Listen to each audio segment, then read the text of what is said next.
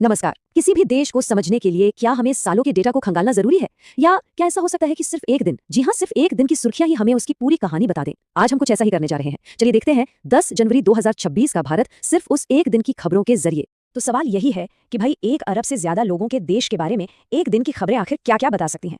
चलिए इस सवाल का जवाब ढूंढते हैं। आज की इस पड़ताल में हम 3 हिस्सों पर गौर करेंगे। पहला, कि भारत अपना भविष्य कैसे बना रहा है। दूसरा, वो दुनिया भर की चुनौतियों से कैसे निपट रहा है। और तीसरा, अपनी विरासत को कैसे संभाल रहा है। और आखिर में देखेंगे कि इस एक दिन से हम क्या सीख सकते हैं। तो शुरू करते हैं पहले हिस्से से, भारत के भविष्य का निर्माण। यहाँ बात होगी बड़ी सोच, नए आइडिया और विकास की। और शुरुआत एक बहुत ही दमदार नंबर से, 7.4%। ये वित्त वर्ष 26 के लिए भारत की अनुमानित जीडीपी ग्रोथ है। अब आसान भाषा में इसका मतलब क्या है? इसका मतलब है कि देश की इकोनॉमी, अर्थव्यवस्था तेजी से आगे बढ़ रही है। और जब ऐसा होता है तो रोजगार और नए मौके भी बढ़ते हैं। और ये तब है जब पूरी दुनिया में थोड़ी उथल पुथल मची हुई है। तो ये आंकड़ा दिखाता है कि इकोनॉमी कितनी मजबूत है। लेकिन ये सिर्फ एक आंकड़ा नहीं है। इस ग्रोथ के पीछे एक बड़ी वजह है, ग्रीन टेक्नोलॉजी पर जोर और दुनिया में लीडरशिप निभाने की कोशिश। कह सकते हैं कि ये भविष्य की तैयारी है।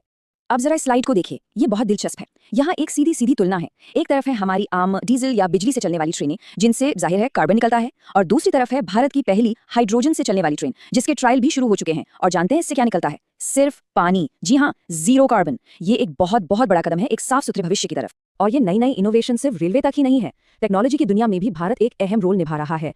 इंडिया एआई इम्पैक्ट समिट 2026 की ये घोषणा देखिए, ग्लोबल साउथ में होने वाला पहला ग्लोबल एआई समिट। अब ये ग्लोबल साउथ क्या है? इसमें एशिया, अफ्रीका और लैटिन अमेरिका के विकासशील देश आते हैं। तो ये दिखाता है कि भारत अब सिर्फ टेक्नोलॉजी इस्तेमाल नहीं कर रहा, बल्कि उस पर नीतियां बनाने में भी दुनिया को रास्ता दिखा रहा है। और यही बड़ी सोच हमें दुनिया के साथ रिश्तों में भी दिखती है।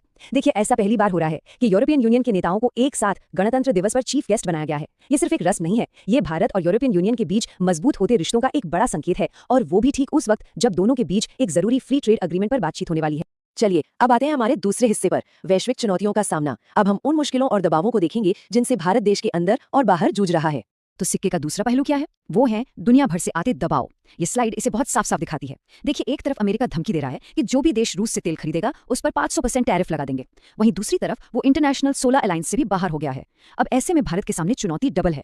एक तो अपनी एनर्जी सिक्योरिटी, मतलब ऊर्जा की जरूरतें पूरी करनी है, और दूसरा अपनी विदेश नीति को स्वतंत्र रखना है, किसी के दबाव में आए बिना। बाहरी दबाव तो है ही, देश के अंदर भी अपनी चुनौतियां हैं, जैसे केंद्र और राज्यों के बीच सरकारी एजेंसियों के रोल को लेकर होने वाले विवाद, जैसा कि हमने ईडी की छापेमारी पर हुए विरोध प्रदर्शनों में देखा। यह दिखाता है कि देश चलाना कितना जटिल काम है। चलिए अब आगे बढ़ते हैं हमारे तीसरे और आखिरी हिस्से की तरफ, यानी अपनी साझा विरासत को बचाना। यहाँ हम समाज, धरोहर और पर्यावरण से जुड़ी कहानियों पर ध्यान देंगे। देखिए, समाज में बदलाव लाना एक मैराथन की तरह है, 100 मीटर की दौड़ नहीं। बाल विवाह खत्म करने की ये टाइमलाइन बिल्कुल यही दिखाती है। 2006 में कानून बना, 2026 में 10% कमी लाने का लक्ष्य है, और फिर 2030 तक